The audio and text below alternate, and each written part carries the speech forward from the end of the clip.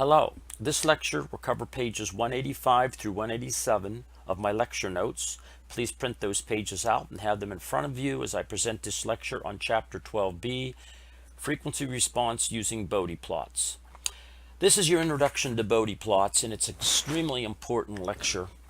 So I'm going to try to go nice and slow and get these concepts across to you. When a system's magnitude and phase plots are plotted on log paper, using straight line approximations, they are known as Bode plots. The advantage of this technique is rather than having to calculate the gain and the phase as functions of omega or of the radian frequency point by point, that's at many different points, we can employ straight line approximations, and they are extremely accurate. So we're going to do it both ways as we get through the next week. We're going to be doing point by point using our j omegas, and you're going to, in your complex numbers, and you're going to get gains and you're going to get phase angles, and then you're going to compare it to the results you get with the Bode plots, and you'll see why Bode plots are so important.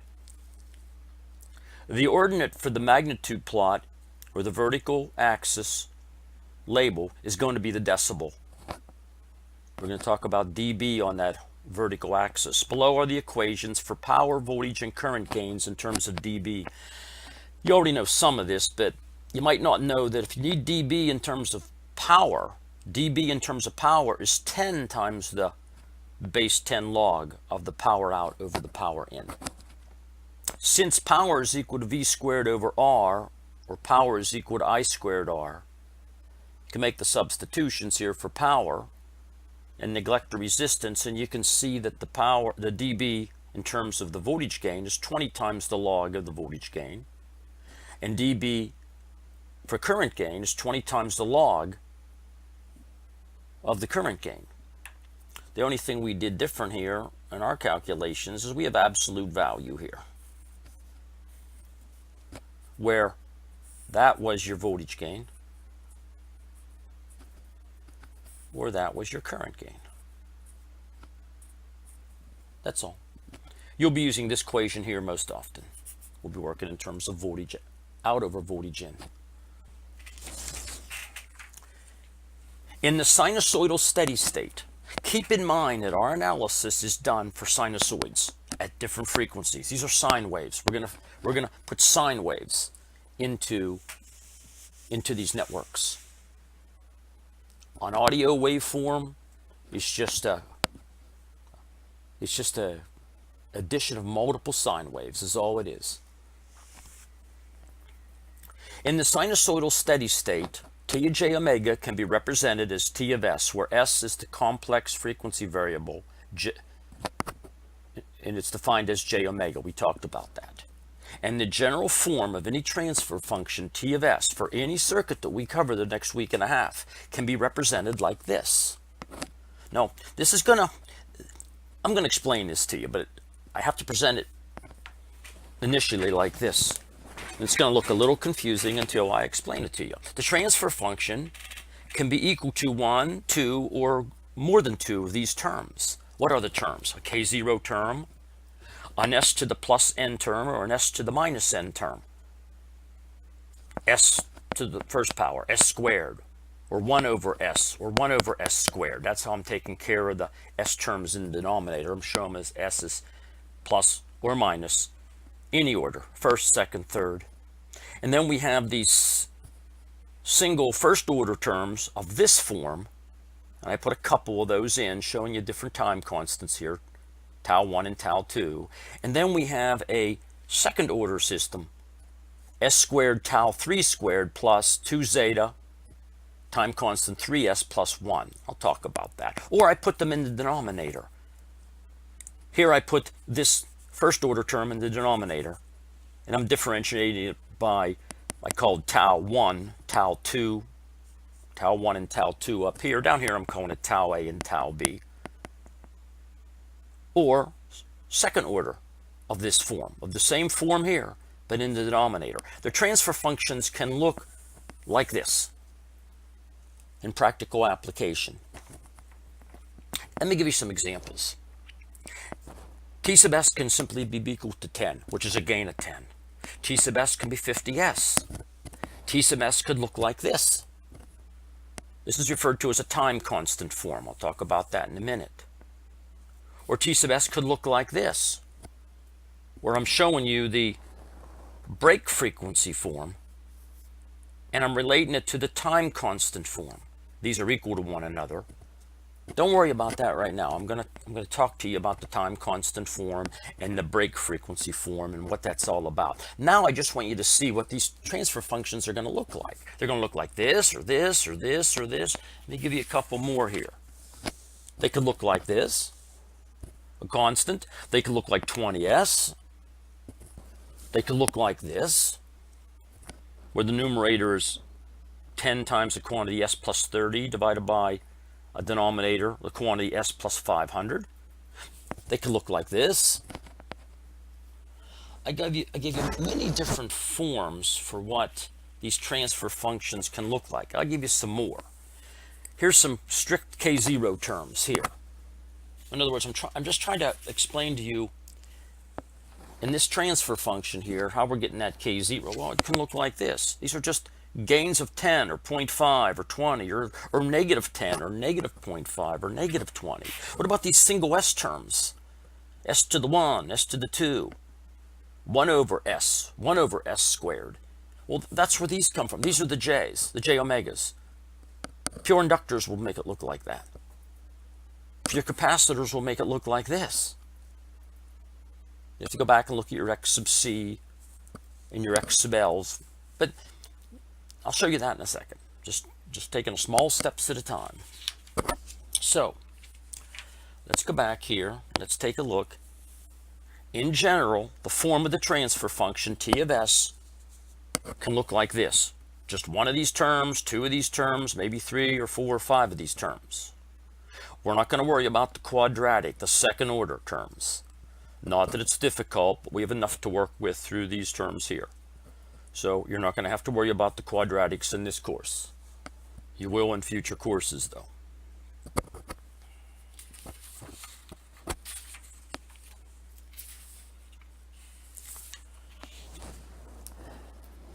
Note there are 4 cases you consider in real life. There's the frequency independent factor K0. That's this one. That's that factor.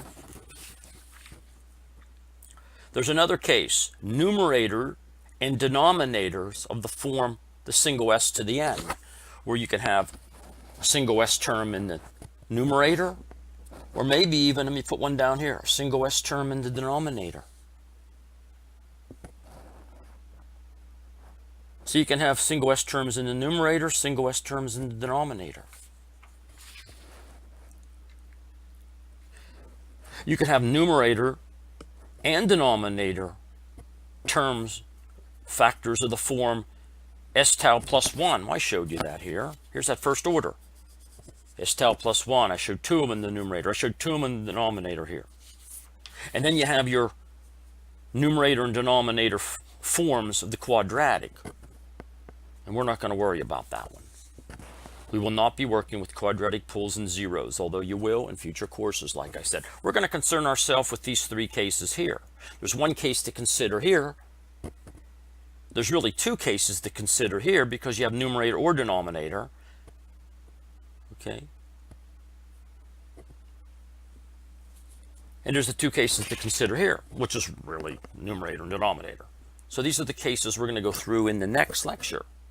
But what I want to do is I want to back up a little bit. I want to show you how you come up with these terms, how you come up with these transfer functions. Because right now you're probably saying, well, how do you get just this? And how do you get this? How do you get something that looks like that? How do you get something that looks like this? Well, I worked out a little problem here. And the problem looks like this.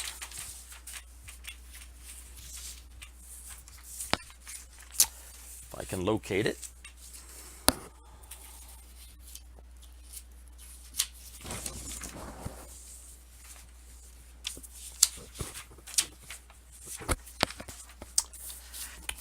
And this is the problem. So we're going to be doing a lot of this over the next week, but I wanted to give you a real life example of where we're going with this.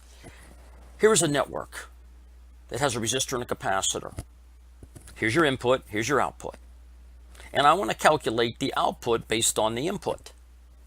Well, it's just the voltage divider rule. This is the voltage divider rule. The output here is the input times this impedance divided by the sum of these impedances.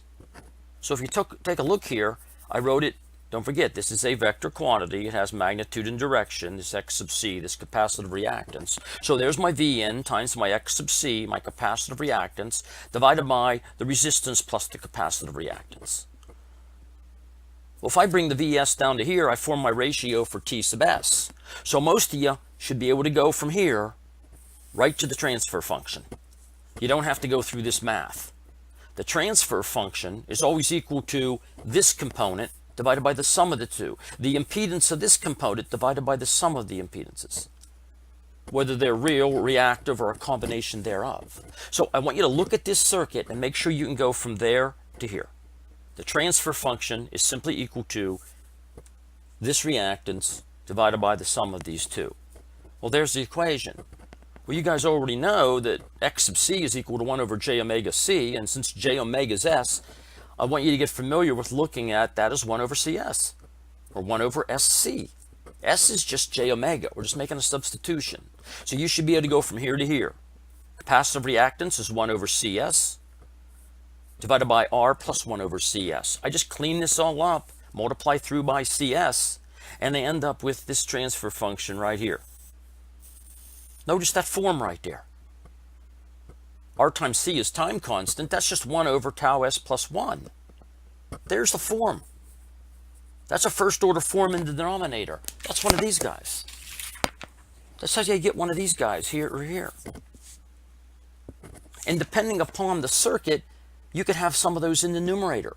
You could have single S terms. I just gave you one circuit up here to show you how you come up with these different forms right here. We're going to be doing 10 of these examples, by the way. If you take a look at this, tau is equal to R times C. You know that is a time constant. And the break frequency is going to be defined as 1 over tau. And that's going to be in radians per second. So tau is time constant, RC, and the break frequency I'm going to talk about in a minute is 1 over the time constant. So notice if I come down here and I take this expression, this is in what we call a time constant form.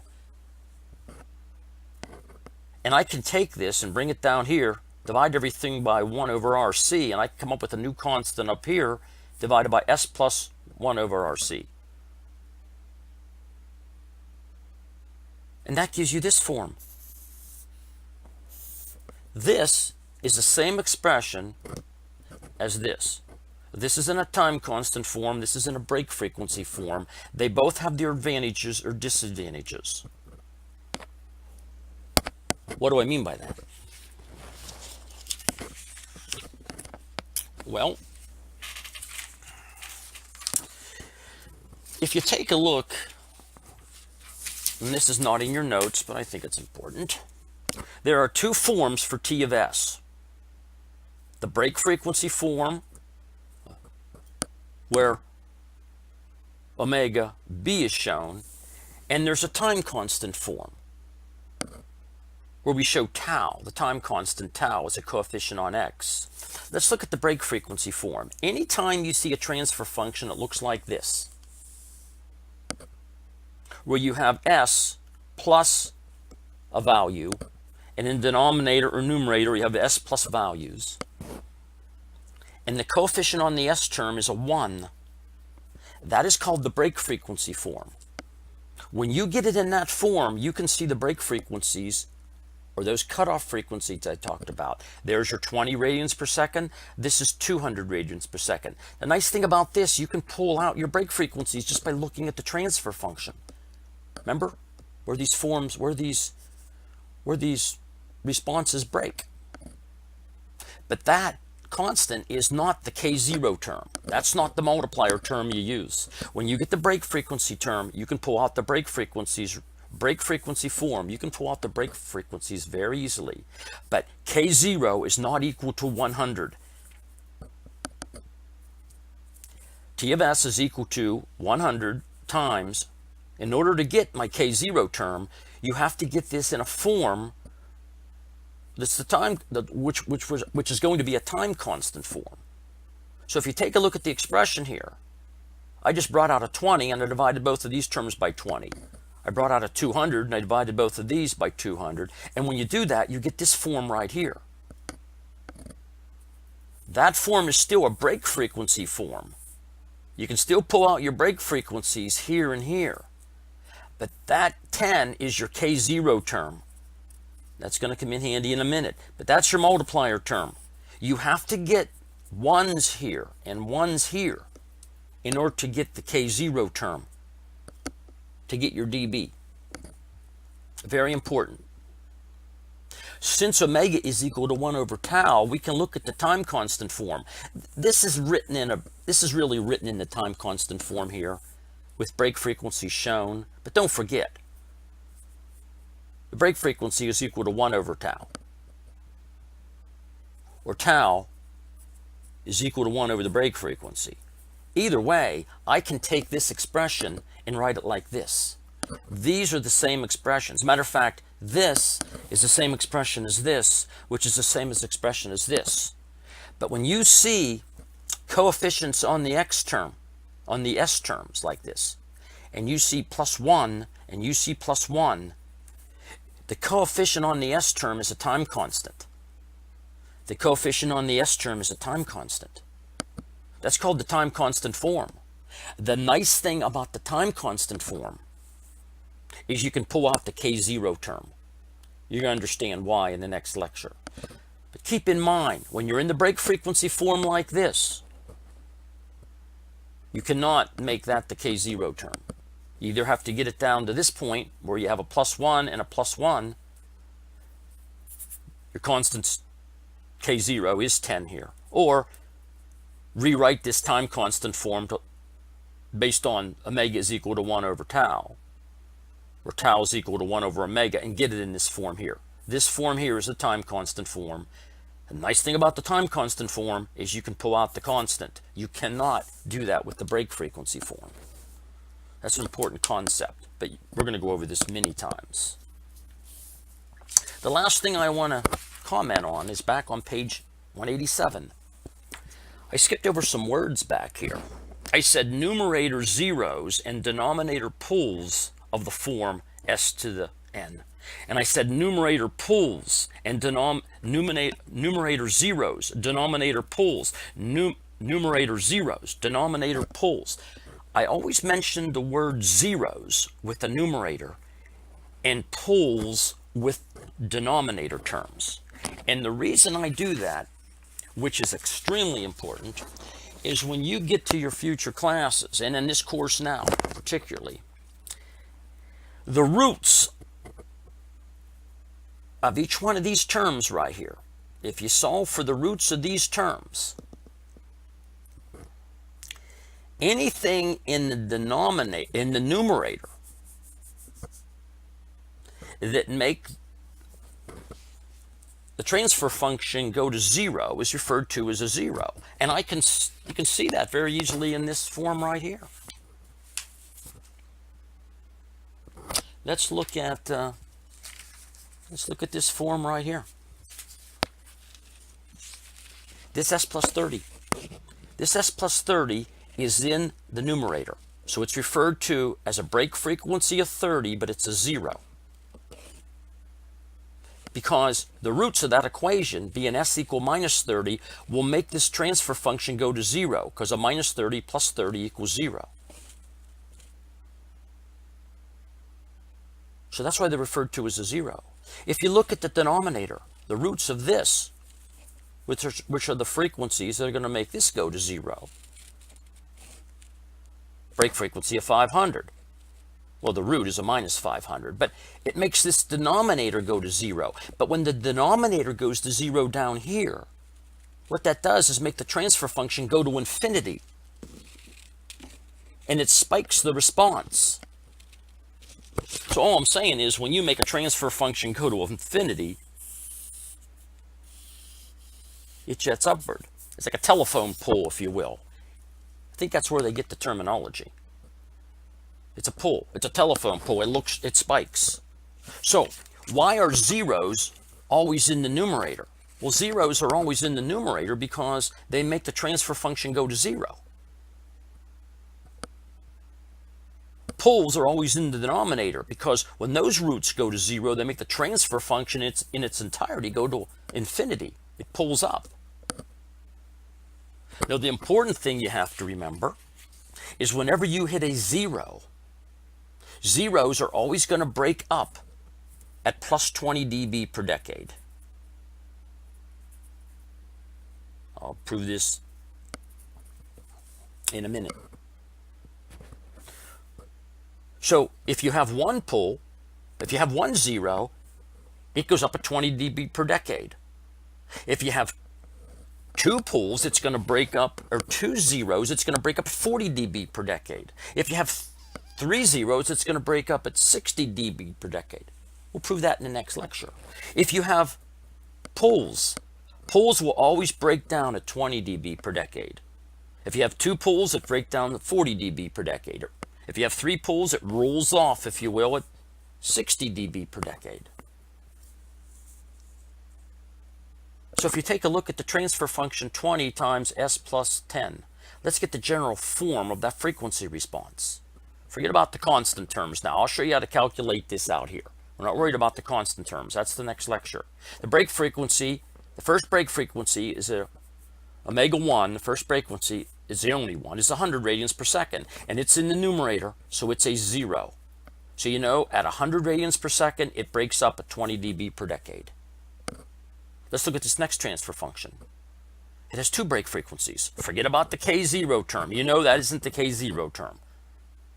We'll calculate these gains at these different points next lecture. For now, I want you to get the shape of that frequency response. As frequency gets larger and larger, radian frequency. Well, we have the first break frequency at 10 radians per second. It's a 0. So it's breaking up at that point. 20 dB per decade. We'll call that plus 1. Shorthand notation. And then when it gets to 200, it's a second break frequency. It's a 200 radians per second. It's also 0. So you break up to plus 2. Plus 2 means a positive 40 dB per decade. It's shorthand. That's the shape of that response. Look at this one. 100 over s plus 80. You come in at some constant gain. We'll worry about that later. When you get to the break of 80, it's a pole. And poles always break down at minus 20 dB per decade. We're going to call that a minus 1 as shorthand notation. How about this? Transfer function turns out to be 10 times s plus 2 divided by s plus 50. Do them in order. The first break frequency happens to be a 0. The first break frequency is at 2 radians per second. It's a 0. You know it's going to break up. The second break frequency is at 50 radians per second. It's a pull. It's going to break down. So you're coming in at a constant gain. Calculate it later. When you get to the 2, you hit your first break frequency. It's going to go up plus 1. That's plus 20 dB per decade. It's a 0, so it's breaking up. Zeros always break up. You'll find out in the next lecture. And then you end up with 50 radians per second as a pull. Pulls break down. All it's going to do is take this slope out and get back to 0 dB per decade. So you have your break up and you have your break down, but this pull just cancels out that 0. And that's the shape, high pass filter, if you will. Low pass has a particular gain, but this higher band of frequencies have a much higher gain. That's an application. What about this one as a final one? Here's my transfer function. And you get this transfer function from a circuit. Just like we did a while ago, and we took this circuit here. We made a calculation based on that other circuit. We found out we could just go ahead, take the circuit, and we can come up with the transfer function. Well, this one is 50 times s plus 10 times s plus 50 divided by s plus 20 times s plus 200. That is not your constant. That's not your K0. But let's just do the general shape. The general shape is your first break frequency is 10 radians per second. It's a 0. Your second break frequency is at 20 radians per second. It's a pole. Your third break frequency is at 50 radians per second. It's a 0. Your fourth break frequency is at 200 radians per second. It's a pole. So here's my shape. I'm going to come in at some constant gain. We'll calculate it later. I get to my first break frequency. It's a 0. That's a +1, 20 dB per decade. When I get to the 20, I hit a pole. I go back to 0. There's a pole right there that takes that out. So with these frequencies from here to here, I end up with a constant gain. And then when I hit the 50, I hit another 0. So I start breaking up. I go back to a +1, a +20 dB per decade. And then when I get to my 200 radians per second, I hit another pole and it takes it out. So notice these range of frequencies from 200 radians per second up have one gain. The range of frequencies between 20 and 50 have another gain. And everything below 10 has a fixed gain, 10 radians per second. A lot of application here. But all I wanted you to do is take a look at the transfer function and be able to come up with a shape. Now for the next lecture, you need to have a couple things handy. You need to get some semi-log paper, which looks like that. And we're going to talk about the semi-log paper. Notice this is linear on this scale. And when you go on the horizontal scale, which appears at the top of the page, by the way, it's logarithmic and it has five cycles. 1, 2, 3, 4, 5 cycles. We're going to label the frequency ranges at the bottom down here. But that's your semi-log paper. You need to have multiple sheets of semi-log paper for the next 2 lectures. You need to make sure you have a straight edge and a sharp pencil or 2, because we're going to be drawing Bode plots. That concludes this lecture.